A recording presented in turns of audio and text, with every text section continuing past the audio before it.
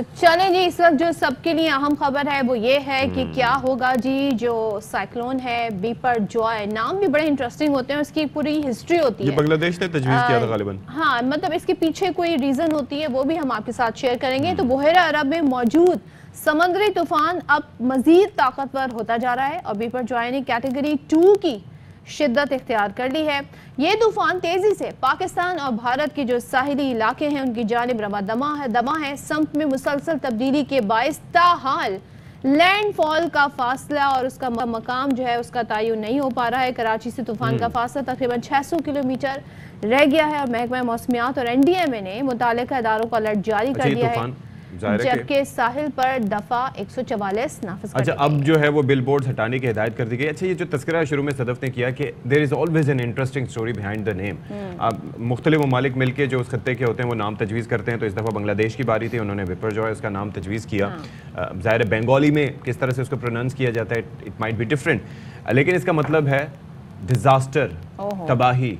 तो you can imagine कि क्या कुछ सोच समझ के नाम दिया गया होगा। समुंदर में इस वक्त जो हालत है वो तो जाहिर है कि समुंदर जाने और जो रिमेंबर वो कैटरीना एक तूफान आया था तो लोग बड़े हैरान होते थे भाई ये नाम क्यों। तो इन नामों के पीछे जी एक पूरी सिग्निफिकेंस होती है और जाहिर है जैसे अशफाक ने भी पूरा आपको डिस्क्राइब कर दिया। लेकिन साथ में हम आपको ये भी बताते जाएं कि जी महकमा मौसमियात ने तो अलर्ट जारी कर दिया, जबकि माहीगीरों के खुले समंदर में जाने पर पाबंदी आयद है। और दफ़ा 144 का मतलब ये है कि आपने भी वहाँ नहीं जाना। बहुत सारे लोग हमारे यहाँ कहते हैं जी छुट्टी है, क्योंकि छुट्टियाँ आई हुई है, जून जुलाई है, तो हम समंदर पे चले आते हैं। देखें जी पैकेज में आपको दिखाते हैं क्या हो रहा है। ज़ाती तजुर्बा जो हम बयान करना चाहेंगे, क्योंकि हम शहर कायद के हम रिहायशी हैं। अच्छा। वैसे तो हम शहर के मुख्तलिफ इलाकों से बात के मुल्क के मुख्तलिफ इलाकों से जब बात करते हैं तो ज़ाहिर है उस तरह से रिलेट नहीं कर पाते। चक्कर ये है कि गर्मी शदीद रही है, अब जो है बेइंतहा रहा है, उसके अंदर जो है वो महकमा बिजली की जानिब से जो है फुल भरपूर तूफान की साइड का सपोर्ट किया गया और मौसम का साथ दिया गया।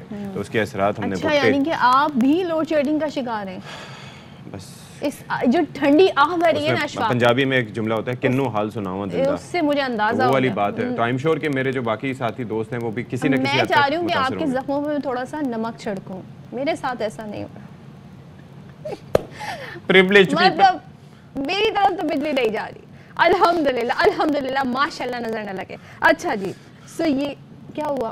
फिर बात नहीं है अशफाक, होता है कभी कभी होता है। क्या भाई खुदा का वास्ता है, बिजली भेजनी है तो बराबरी की बुनियाद पे भेजो। आपको अच्छा लगता है कि अशफाक के साथ सती यहाँ पर मुझे चेहरे के साथ बैठे और यहाँ पर जो है वो मैं बिल पूरा फूल हो, वो भी गोभी का, ये तो नहीं होना चाहिए। किससे मुखाते हैं आप? हमारे साथ अनवर है और वो काफी महसूस हो रहे हैं। अनवर हमारे नुमाइंदे समुंदर के किनारे खड़े हैं और वो भी अकेले महसूस हो रहे हैं। ऐसा वैसे कमोबेशी होता है, लेकिन जाहिर है कि पूछ लेते हैं कि उनके अकेले तने तनहा साहिल पे खड़े होकर मुस्कुराने की वजह क्या है। अनवर भाई पहले तो ये बताइए। मुझे गाना याद आ गया, साहिल पे खड़े हो तो। जी देखिए, मुस्कुराने की वजह यह है कि दाएं बाएं कुछ लोग मौजूद हैं। इससे अपनी प्रोफेशनल जिम्मेदारी से फारिग होऊंगा तो फिर लोगों से मुलाकात करूंगा और वेदर को एंजॉय करूंगा।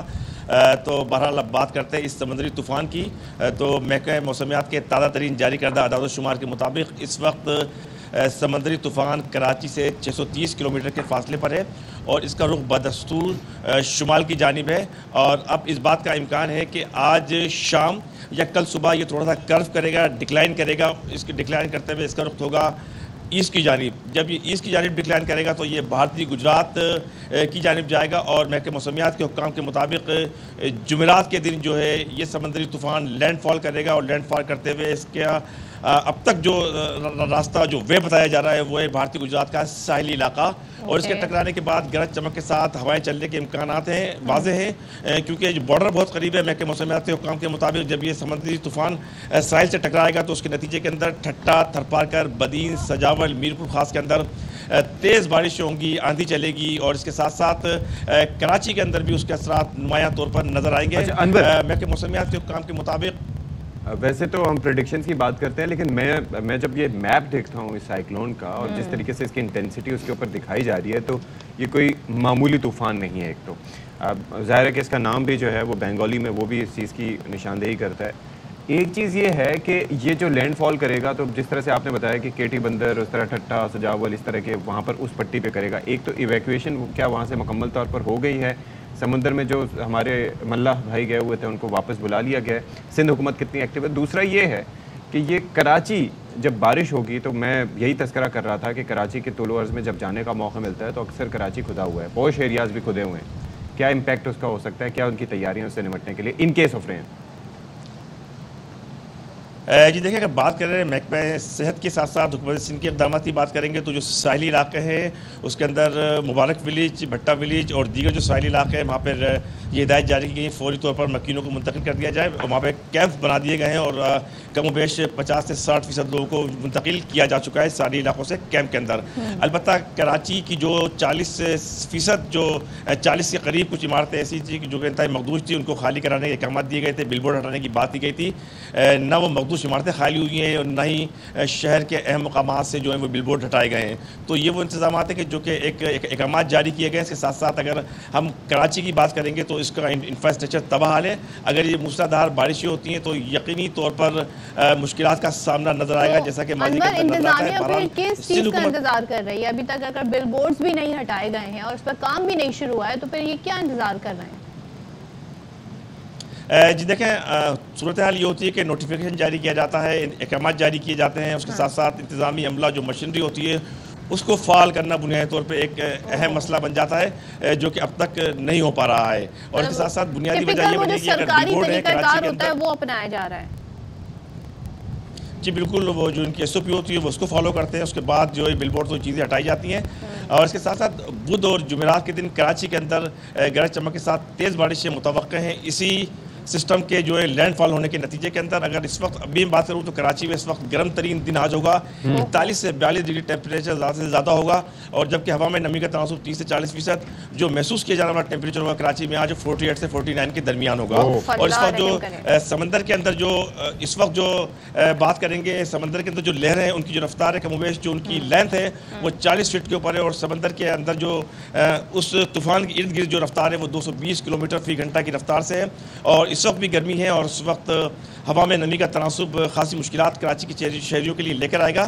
तो इसके साथ साथ महकमा सेहत की जानिब से कराची समेत सिंध भर के तमाम साहिली इलाकों के जो अस्पताल है वहाँ पे इमरजेंसी नाफिज कर दी गई है। दफा 144 भी है, NDMA भी इस वक्त फाल है। अनवर हमें अपडेट्स दे रहे थे। अनवर अपना ख्याल रखिएगा, उससे हम मजीद भी इसके हाल जानते रहेंगे। तो समंदरी तूफान जी, अब इसके मुतालिक अपडेट्स मजीद क्या है? तो महकमा मौसमियात ने इस पर बड़ी गहरी नजर रखी हुई है। सरदार सरफराज साहब हमारे साथ मौजूद हैं, महकमा मौसमियात के डायरेक्टर। सरफराज साहब बताइएगा, अब जिस तेज़ी से तब्दीली आ रही है इसके रुख के हवाले से भी कहा जा रहा है, कितना दूर है ये कराची से और आपके ख्याल में अब इसकी समत क्या है?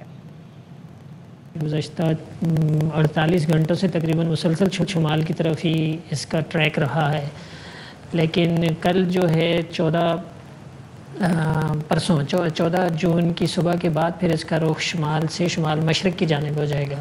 तो इम्कान ये है कि जो जनूब मशरक़ी सिंध का हमारा इलाका है, केटी बंदर और इंडिया का जो इलाका गुजरात है, केटी बंदर और गुजरात के दरमियान से कहीं से क्रॉस करेगा या हिट करेगा उसके साहिल को। अच्छा, वैसे तो बड़े टेक्निकल क्वेश्चंस हैं कि जी मरकज़ में रफ्तार कितनी है, शिद्दत कौन सी है, क्या है, ये सारी चीज़ें, लेकिन हमारे साहिलों पर तूफ़ानी लहरें कितनी हो सकती हैं अभी ज़ाहिर है। दूसरी चीज़ ये कि कैटेगरी इसकी क्या है? इस वक्त इसकी शिद्दत काफ़ी ज़्यादा है। एक्सट्रीमली स्फीयर साइक्लोनिक स्टॉर्म है। एक्सट्रीमली स्फीयर साइक्लोनिक स्टॉर्म यानी यहाँ पर उसकी जो इस खित्ते में जो कैटेगराइजेशन होती है उसके हिसाब से ये पहले साइक्लोनिक स्टॉर्म होता है, फिर सीवियर, फिर वेरी सीवियर और फिर एक्सट्रीमली सीवियर। तो चौथी कैटेगरी है, चौथी स्टेज है। लेकिन कैटेगरी जो हरिकेन की कैटेगरी से लोग उसको मिक्सअप कर देते हैं, तो उसके मुताबिक ये कैटेगरी 2 का एक तरह से है, तूफ़ान है। और इसकी सेंटर के आसपास जो हवाएं चल रही हैं वो इस वक्त 180 से 200 किलोमीटर फ़ी घंटा की रफ्तार से है। इसके मरकज़ जो सेंटर है उसके इर्द गिर्द इतनी तेज़ हवाएं चल रही हैं और लहरों की ऊंचाई इसके सेंटर के इर्द गिर्द 35 से 40 फीट के दरमियान है। तो इस वक्त इसकी शिद्दत काफ़ी ज़्यादा है। तो सरदार सरफराज ये भी बताएं कि गर्मी बहुत है कराची में और इसकी ज़ाहिर वजह यही बताई जा रही है समंदरी तूफ़ान। तो अब ये बताइएगा कि दर्जा हरारत 2 से 3 रोज़ में कहाँ तक जाने का इम्कान है और क्या हीट वेव का भी ख़तरा हो सकता है?